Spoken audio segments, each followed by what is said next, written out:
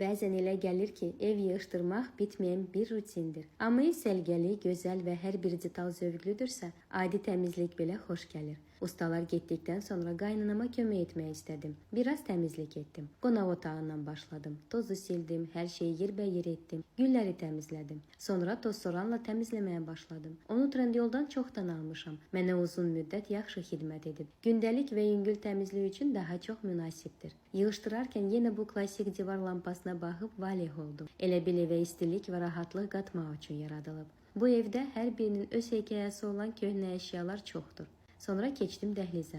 Masanın üstünü yığışdırdım, tozsoranla təmizlədim və döşəmələri sildim. Belə təmizlik mənim üçün artıq gündəlik bir vərdişə çevrilib. Sadəcə nizamı qorumaq, evin havasını təmizləmək üçün. Komodun üstündə olan bu vaza interyerə xüsusi zəriflik qatan əsl bəzəkdir. Yanına gül də əlavə etdim, tam oldu. Bu səliqəli qutunu isə qaynatam seçib. Elektrik şitini gizlədir. Həm də açarları asmaq üçün çox əlverişlidir. Xırda bir detal olsa da evin görünüşünü dəyişir. Və sonda yuyucu toz üçün konteyner çox rahatdır. Heç nə səpələnmir. Hər şey səliqəli qalır. Bəzən biraz rahatlıq kifayətdir ki, təmizlik belə zövq versin.